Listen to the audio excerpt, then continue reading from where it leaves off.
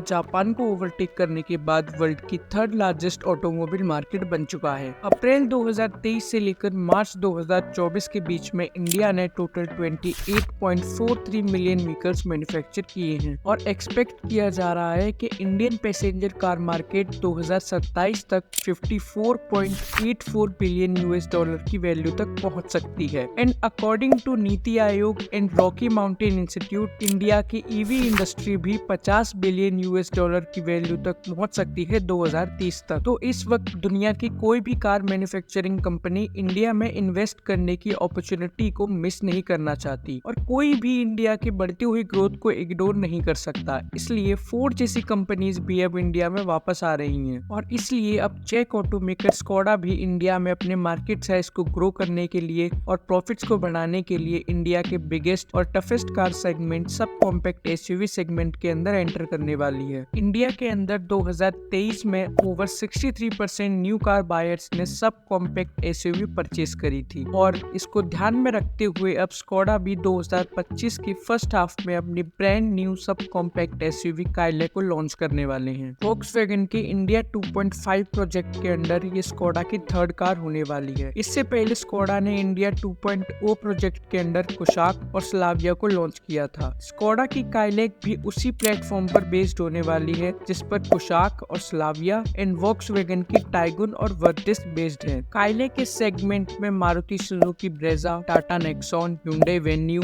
Mahindra XUV 300 के साथ और भी कार से कम्पीट करेगी। इंडियन कार मार्केट में इस सेगमेंट में अपनी कार को बेचना स्कोडा के लिए आसान नहीं होने वाला क्योंकि ये बहुत प्राइस सेंसिटिव और क्राउडेड मार्केट है। यहाँ पहले से ही मारुति, hyundai और टाटा जैसे जायंट्स बैठे हुए हैं अपने वेल एस्टेब्लिश्ड कार मॉडल्स के साथ। तो ऐसे में स्कोडा क्या स्ट्रेटेजी लेकर आएगा इन सबसे कम्पीट करने के लिए। और वोक्सवैगन ने अपने 2.0 प्रोजेक्ट के अंदर इंडिया में 1 बिलियन यूरो का इन्वेस्टमेंट किया है और ये दिखाता है कि उनकी कमिटमेंट कितनी स्ट्रॉन्ग है इंडिया को लेकर। और इसके अलावा स्कोडा के फ्यूचर प्लान्स क्या है इंडिया को लेकर, इन सब के बारे में हम इस वीडियो में आगे बात करेंगे। तो चलिए स्टार्ट करते हैं। स्कोडा की स्ट्रेटेजी समझने से पहले हमें इंडिया के अंदर सब 4 मीटर सेगमेंट और सब 4 मीटर रूल को समझना होगा। इंडिया के अंदर सब 4 मीटर पॉलिसी 2006 में गवर्नमेंट ऑफ इंडिया ने इंट्रोड्यूस की थी। उस समय के फाइनेंस मिनिस्टर पी चिदम्बरम ने पहली बार 2006 के यूनियन बजट स्पीच में इसकी बात की थी। ये पॉलिसी कहीं न कहीं जापान की कार्स की कैटेगरी वाली पॉलिसी से इंस्पायर्ड थी। की कार्स की कैटेगरी जापान में पोस्ट वर्ल्ड वॉर 2 एरा में 1949 में इंट्रोड्यूस की गई थी जापान की कार इंडस्ट्री की ग्रोथ को बढ़ाने के लिए। ऐसा ही कुछ सेम पर्पस इंडियन गवर्नमेंट का भी था। गवर्नमेंट चाहती थी कि इस पॉलिसी की वजह से स्मॉल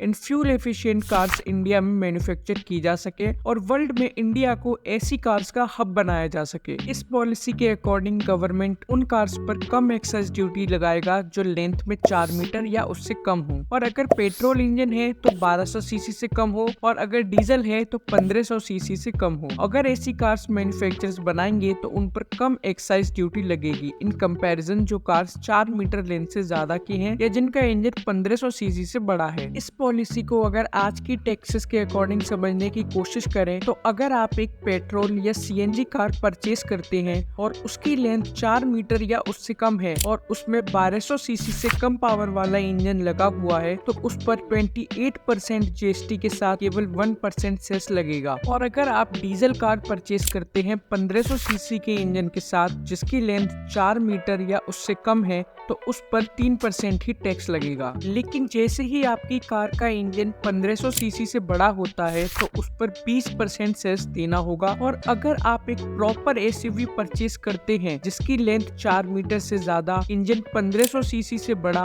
और 170 mm से ज्यादा का ग्राउंड क्लियरेंस है तो उस पर 22% सेस देना होगा। तो कहीं न कहीं अब आपको समझ में आ रहा होगा कि स्कोडा टैक्स बेनिफिट के कारण ही सब 4 मीटर सेगमेंट में आने वाला है। इसके बारे में हम आगे और डेप्थ में बात करेंगे। उससे पहले इंडिया के अंदर सब 4 मीटर कैटेगरी कार्स के बारे में थोड़ा जान लेते हैं। अभी आपको इंडियन रोड्स पर कई सब कॉम्पैक्ट एसयूवीज देखने को मिल जाएंगी जैसे टाटा की पंच और नेक्सॉन, सुजुकी की ब्रेजा और महिंद्रा की एक्सयूवी 300। पर इंडिया में सबसे पहली सब compact SUV car Premier Motors की रियो थी जो एक चाइनीज कार जोटे T200 का रीबैज्ड वर्जन थी। प्रीमियम ऑटो इस कार की CKD किट्स इंडिया में इंपोर्ट करते थे और उन्हें अपने पुणे के प्लांट में असेंबल करके सेल करते थे। ये कार इंडिया में ज्यादा सक्सेसफुल नहीं हो पाई और एक फेल्ड प्रोडक्ट साबित हुई, इसलिए आपने रेयरली ही किसी से इस कार के बारे में सुना होगा। इसके बाद इंडिया में 2013 में एंट्री हुई फोर्ड इकोस्पोर्ट की, जिसने एक्चुअली में इंडिया के अंदर सब कॉम्पैक्ट SUV सेगमेंट की शुरुआत करी। इकोस्पोर्ट फोर्ड की 1-4 स्ट्रेटेजी के अंडर ब्राजील में डेवलप होने वाली एक सब 4 मीटर SUV थी, जिसे इंडिया में बहुत अच्छा रिस्पॉन्स मिला। लॉन्च होने के 17 दिनों के अंदर फोर्ड को इकोस्पोर्ट की 30,000 से ज्यादा बुकिंग्स रिसीव हुई। इंडियन कार मार्केट में इकोस्पोर्ट एक सक्सेसफुल प्रोडक्ट साबित हुआ। फिर इसके बाद धीरे धीरे और भी कार मैन्युफैक्चरर्स ने इंडिया में सब कॉम्पैक्ट SUVs बनाना स्टार्ट कर दिया, जैसे मारुति की विटारा ब्रेजा, होंडा की WRV, टाटा की नेक्सॉन, hyundai की वेन्यू और भी कई कार्स लॉन्च हुई। और अब 2025 में लॉन्च होने जा रही है स्कोडा की काइलैक। तो अब बात करते हैं स्कोडा के प्लान या उनकी स्ट्रेटेजीज के बारे में। स्कोडा फ्यूचर के लिए इंटरनल कंबस्टन इंजन और EV दोनों सेक्टर्स के लिए बहुत कुछ प्लान कर रहा है। ग्लोबल एक्सपेंशन से लेकर इंडिया में इलेक्ट्रिफिकेशन, एक्सपोर्ट स्ट्रेटेजी, इन सब के बारे में हम डेप्थ में बात करेंगे। तो स्टार्ट करते हैं। इंडियन कार मार्केट के अंदर सब कॉम्पैक्ट SUV सेगमेंट सबसे बड़ा सेगमेंट है और यहाँ सबसे ज्यादा कंपटीशन भी है। स्कोडा ऑटो वॉक्सवैगन ग्रुप का इंडिया में मार्केट शेयर अराउंड 2.25% है, जिसे वो 2030 तक 5% तक इंक्रीज करना चाहते हैं और उनका एम है 2026 तक 1 लाख व्हीकल्स एनुअली सेल करने का, जिसमें वो इंडिया को साउथ ईस्ट एशियन कंट्रीज और मिडिल ईस्ट रीजन्स के लिए एज अ एक्सपोर्ट हब भी यूज करना चाहते हैं। और ये बात स्कोडा भी अच्छे से जानता है कि ये सेगमेंट उनके लिए एक्सट्रीमली इम्पोर्टेंट है और एक प्राइस सेंसिटिव मार्केट होने की वजह से इंडियन बायर्स को एक कार में वैल्यू और अच्छे फीचर्स के साथ कार की प्राइसिंग से भी बहुत ज्यादा फर्क पड़ता है। इसलिए स्कोडा अब इंडिया में डीप लोकलाइजेशन स्टार्ट करने का प्लान कर रहा है। इसकी वजह से उन्हें स्केलिंग और लोकलाइजिंग करने में आसानी होगी। एक्सपेक्ट किया जा रहा है कि काइलैक भी 75% लोकली मैन्युफैक्चर की जाएगी, जिसकी वजह से कंपनी को कॉस्ट कट करने में भी हेल्प मिलेगी और सब 4 मीटर रूल की वजह से उन्हें टैक्स बेनिफिट भी मिलेगा, जिसकी वजह से कार की प्राइस लो हो जाएगी और काइलैक स्कोडा के लिए एक हाई वॉल्यूम प्रोडक्ट बन सकेगी। स्कोडा के पास इंडिया की टियर 3 सिटीज में डीलरशिप नेटवर्क नहीं है, पर काइलैक के साथ वो एक स्ट्रॉन्ग डीलरशिप नेटवर्क सेटअप कर सकते हैं और इसकी वजह से वो कुशाक और स्लाविया के पोटेंशियल बायर्स तक भी पहुंच सकते हैं और ग्रेजुअली वो टियर 4 सिटीज तक भी एक्सपेंड कर सकते हैं। और अगर स्कोडा के इंटरनेशनल एक्सपेंशन की बात करें तो उसमें भी इंडिया एक सिग्निफिकेंट रोल प्ले करेगा। स्कोडा की 50% के अराउंड कार्स जो चेक रिपब्लिक के बाहर मैन्युफैक्चर होती हैं वो इंडिया में ही होती हैं। स्कोडा ऑलरेडी गल्फ कंट्रीज में अपनी कार्स को एक्सपोर्ट करते हैं और वियतनाम में भी स्कोडा ऑलरेडी एंटर कर चुके हैं। स्कोडा अपने यूरोपियन मेड मॉडल्स स्कायरैक और कोडियक को वियतनाम में एक्सपोर्ट कर रहे हैं और कुशाक और स्लाविया जैसे मॉडल्स को वो अपने पुणे के लॉजिस्टिक्स हब के थ्रू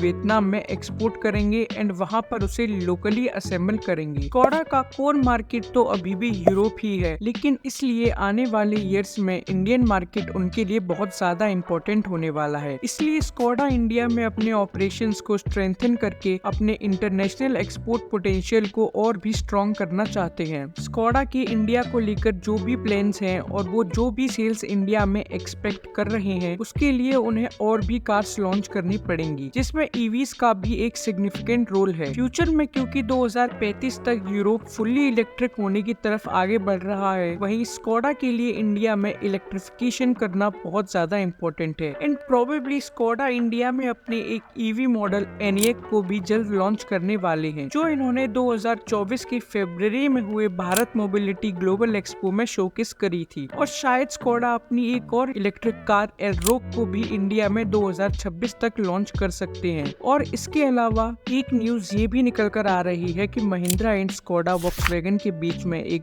50-50 जॉइंट वेंचर होने वाला है, जिसका ऑफिशियल अनाउंसमेंट शायद 2024 के एंड तक हो जाएगा, जिसमें ये कंपनीज कार्स के प्लेटफॉर्म, टेक्नोलॉजी और कॉस्ट को शेयर करेंगे। जॉइंट वेंचर का मेजर फोकस इलेक्ट्रिक SUVs पर होगा। इंडिया और इंटरनेशनल मार्केट दोनों के प्रोडक्शन के लिए ये स्कोडा एंड महिंद्रा दोनों के पुणे के पास वाले चाकन प्लांट्स का यूज करेंगे। स्कोडा के लिए ये जॉइंट वेंचर बहुत बेनिफिशियल बेनिफिशियल हो सकता है क्योंकि गवर्नमेंट इलेक्ट्रिक व्हीकल्स को अग्रेसिवली पुश कर रहा है एंड उनकी कार्बन एमिशंस रेगुलेशंस भी बहुत स्ट्रिक्ट हैं। एंड यूरोप के बाद इंडिया स्कोडा के लिए सेकंड मोस्ट क्रूशियल मार्केट है। रशिया से स्कोडा ऑलरेडी एग्जिट कर चुके हैं एंड चाइना को लेकर उनकी अप्रोच अभी भी काफी स्लो चल रही है। तो इस वीडियो में हमने इंडिया में सब 4 मीटर रूल क्या है उसे समझा और फिर हमने बात की इंडिया के अंदर सब कॉम्पैक्ट एसयूवी सेगमेंट के बारे में एंड हमें आंसर मिला इस क्वेश्चन का कि क्यों ये सेगमेंट स्कोडा के लिए इतना इम्पोर्टेंट है। और साथ ही में हमने स्कोडा की स्ट्रेटेजी को समझा और उनके फ्यूचर प्लान्स को भी डिस्कस किया। एंड अगर आपको ये वीडियो इन्फॉर्मेटिव लगा हो एंड पसंद आया हो तो please do like and share the video. And automobile industry से रिलेटेड और अच्छा कंटेंट देखने के लिए डू सब्सक्राइब द चैनल। मिलते हैं आपसे नेक्स्ट वीडियो में।